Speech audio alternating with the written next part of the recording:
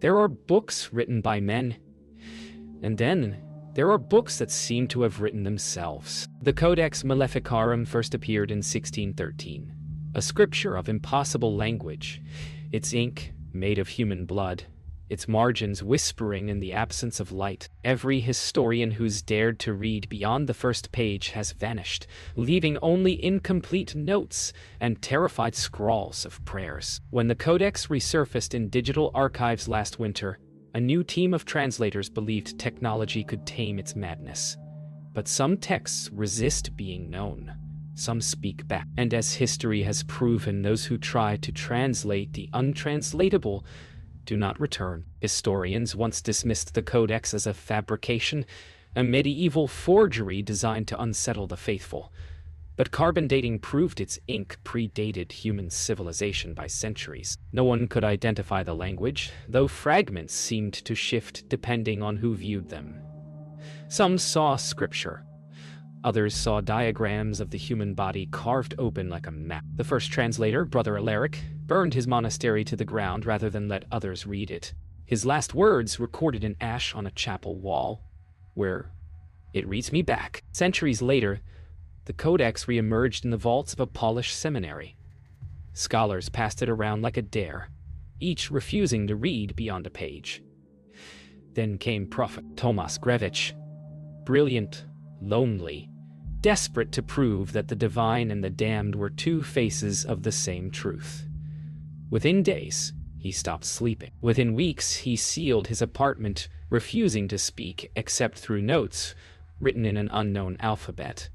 When police entered, the Codex was gone. All that remained was a half-translated passage etched into the wall with his fingernails. When the Ars Vitae Institute received Tomas' belongings, the Codex was sealed inside a box lined with salt and mirrors. Dr. Eleanor Voss, trained in dead languages and disbelief, saw only a challenge. Her first entry in the research log was clinical. Translation may illuminate structural symbology. Her last entry was recorded by accident, audio distorted, breath heavy, whispering a phrase not found in any human tongue. By the time Lena Ruiz began her digital translation, the Codex had been digitized, encrypted, and buried in layers of code. But firewalls don't stop what isn't data. Within hours, the text began replicating across servers worldwide, an infection disguised as language. Witnesses say Lena screamed before vanishing from her chair, her headset still playing a voice that wasn't hers. The last thing recorded on her monitor was a phrase flashing repeatedly: "Translation complete." When Dr. Eleanor Voss opened the first file from the digitized codex, she expected static or corrupted data. Instead, the symbols arranged themselves into a rhythm, a pulse that seemed to match her own heartbeat. She noted the phenomenon clinically, until the screen began reflecting something not in the room. Her voice memo captured the moment. "The text responds when I breathe."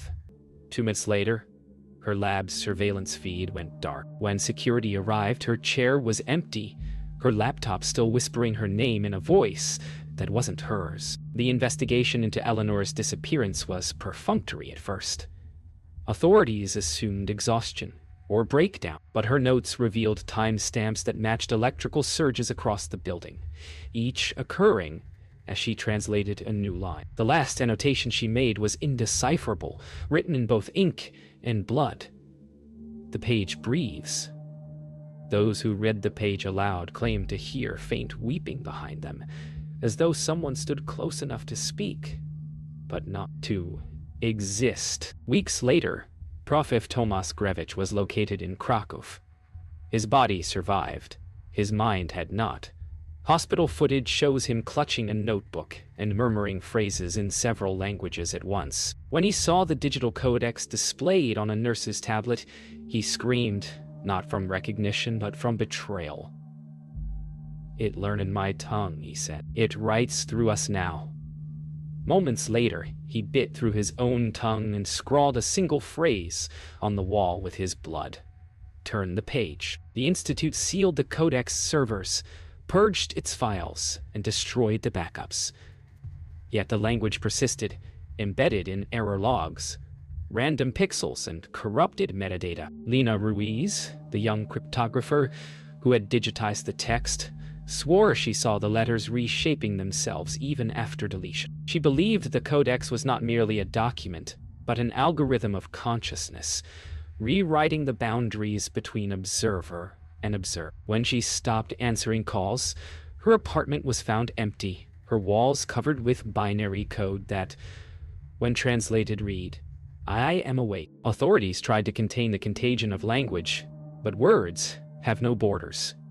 Files from the Institute began appearing in university archives worldwide, embedded in ordinary PDFs, spreading like a viral scripture. Those who opened them reported faint whispers, vertigo, and the taste of iron in their mouths. A pattern emerged in the metadata, coordinates pointing to a remote field outside the original monastery ruins. What waited there had not been written by human hands. Sure. When the field cameras were recovered from the site, investigators found the footage distorted beyond comprehension. Every sound was reversed, every frame layered with ghosted reflections of faces that weren't there. Yet one fragment survived. 6 seconds of Dr. Eleanor Voss kneeling in the mud, chanting in a voice that overlapped itself like multiple recordings played at once. Experts analyzed the waveform and found embedded words in 5 different languages, all translating to one phrase: "The book has eyes." The recovered footage was analyzed at the Ars Vitae Institute under strict containment. The frames that survived showed something reflecting back from within the fog, shapes arranged in patterns like text suspended midair. When a technician enhanced the still, she swore the arrangement spelled her own name. That night she was found in her office, every wall covered with looping inscriptions written in a language unknown to any alphabet. Her eyes were open, fixed on the ceiling, lips curved into a faint, reverent smile. Meanwhile, Prof. Tomas Grevich, sedated in his hospital bed, began whispering fragments of the same phrase heard in the footage. "The book has eyes." Monitors showed his heartbeat spiking to mirror waveforms from the audio. Doctors thought it neurological, until every electrical device in the ward began syncing with his pulse. Security footage captured him rising from bed, eyes open, whispering through bandaged lips, "She's reading us now." The lights died seconds later. By morning, the Institute's surveillance system had gone offline. When backup power engaged, the codex file, long since erased, had reappeared on every monitor. This time, it displayed not text, but faces, hundreds of them, merging and splitting like reflections in oil. Each face whispered in unison, forming a sound that was not quite language. The last to see it alive was the Institute director, who described the sensation as being looked through. Her final report ended with the words, "It reads us to understand itself." At 3:16 a.m., all Institute personnel vanished. What remained were their clothes, scattered in perfect circles around the archive. In the center, the codex lay open on the floor, its pages turning slowly on their own. Witnesses from a nearby village reported strange lights drifting above the ruins that night, forming geometric constellations not found in any known star map. The event marked the moment the Codex Maleficarum ceased to be an artifact and became something alive. 3 days after the disappearance at the Institute, villagers near the ruins began finding words carved into the earth, ancient letters stretching for miles, etched deep into frozen soil. Satellite images revealed the phrases formed a perfect spiral around the monastery. Scientists dismissed it as hoax until thermal scans showed body heat signatures beneath the soil, arranged in patterns identical to the codex symbols. The ground itself seemed to breathe. When investigators tried to approach, their radios began transmitting whispering, voices calling their names, syllable by syllable. The excavation team uncovered shallow mounds, each precisely human-sized but empty, Instruments malfunctioned as they dug deeper. One of the technicians reported hearing a woman's voice whispering directly into his ear, though no one stood near. The voice repeated one phrase. "We're inside now." Moments later, every camera feed went black except one, which captured movement beneath the soil like something turning in its sleep. At the same hour, across the ocean, servers once containing the codex data began to fail in sequence. Operators described hearing soft breathing through their headsets, followed by the crackle of paper. Witnesses reported seeing faint silhouettes moving inside the server glass, as though the reflections had learned to mimic life. One analyst swore he saw a woman's face, Eleanor's, flicker on the monitor for a moment before the system melted down, releasing not heat, but cold. Those who had handled the codex began to show identical marks across their skin, delicate lines like calligraphy beneath the flesh, pulsing faintly with red light. Doctors could not remove them. Mirror scans showed the symbols extended beneath the dermis, forming complete sentences along bone and sinew. When one of the marked subjects died, the words shifted, rearranging themselves across the body of the nearest observer, as though the text sought new parchment. Language had found a way to live. By the fourth night, the codex no longer needed paper. The spiral carved into the field had deepened into a pit lined with symbols glowing like molten veins. Eyewitnesses claimed to see human silhouettes emerging from within the light, translucent, faceless, speaking in reverse. They carried the cadence of prayer, but the syntax of a scream. When drones descended into the crater, the feed captured the final transmission. Eleanor's voice whispering, "I am written." The survivors of the excavation were moved to an underground research facility, isolated from digital and printed language.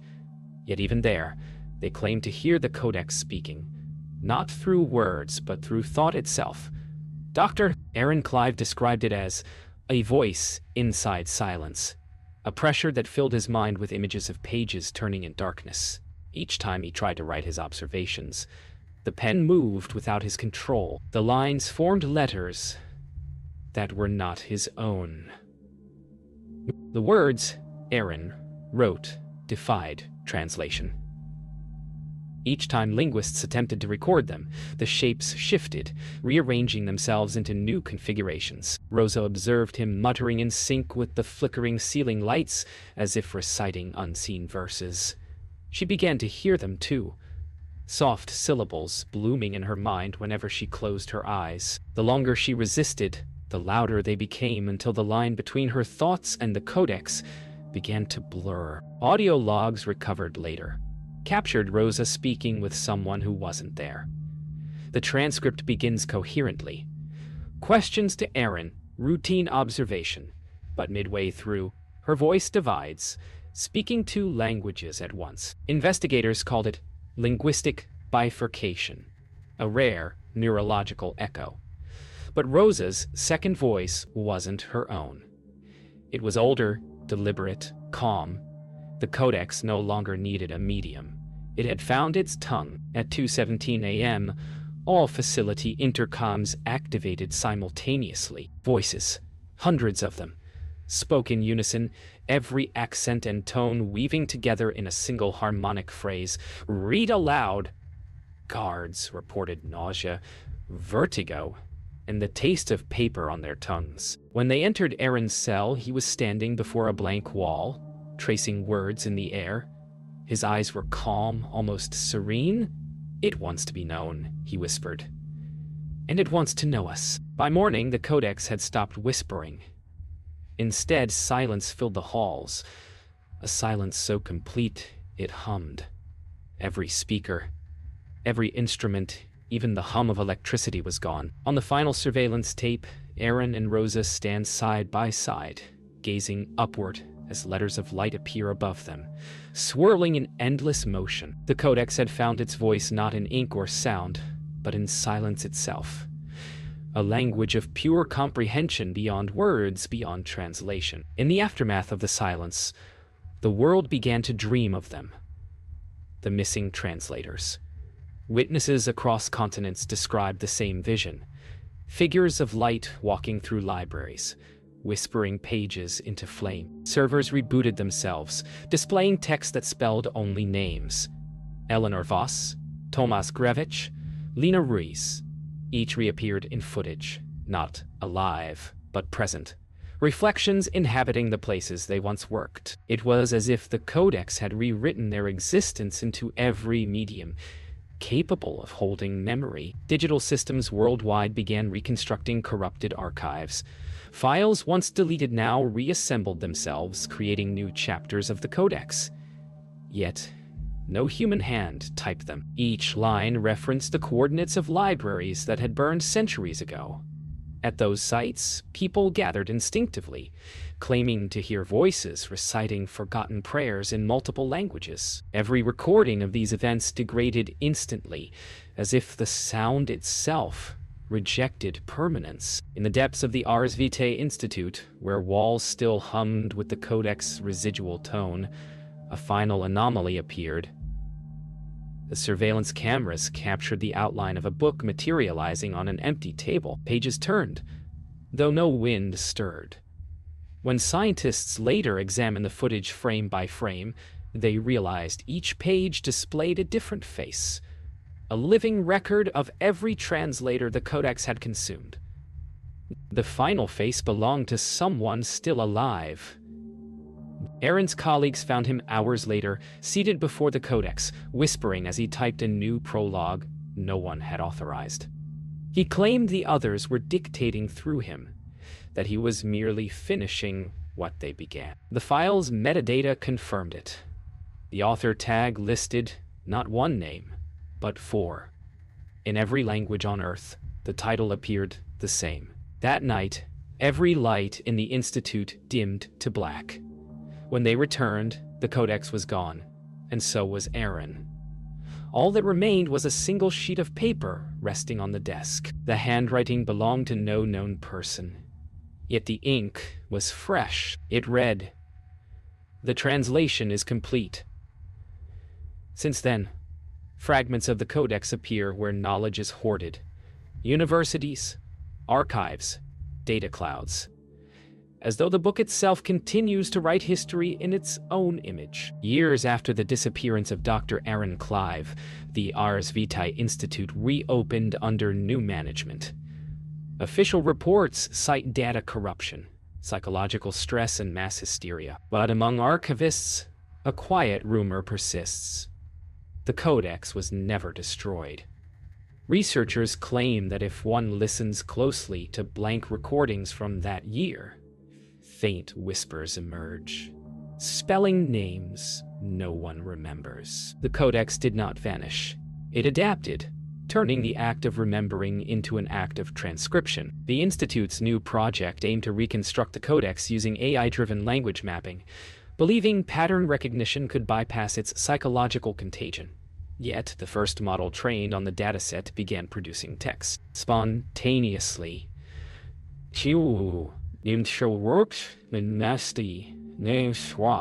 Each generated line formed complete, coherent sentences in languages not present in its input. When technicians paused the simulation, the code rewrote itself. The log file ended with the same 4 words. "We are still reading." Experts interviewed for the official documentary series offered contradictory theories. Mass suggestion, linguistic hypnosis, quantum resonance. None accounted for one detail. The Codex's final translation appeared in languages its readers did not know. Each new translation bore the same signature patterns in human handwriting. It was as though the text itself remembered being written. Memory had become its medium, and humanity its parchment. The last sequence of recovered footage is dated only as unknown origin. It shows an empty reading room. A book lies open on the table, its pages turning slowly. There is no wind. As the final page flips, the camera pans toward the lens itself, its reflection showing the faint outline of a person reading, but no one was in the room when it was recorded. The frame ends with a whispered question. "Are you reading me now?" They say a book's curse only lives as long as it is read. But the Codex was never meant to be read. It was meant to remember. Every scholar, every archivist, every translator who touched its words became a line within it. And now, as you hear these words, you are part of that translation too.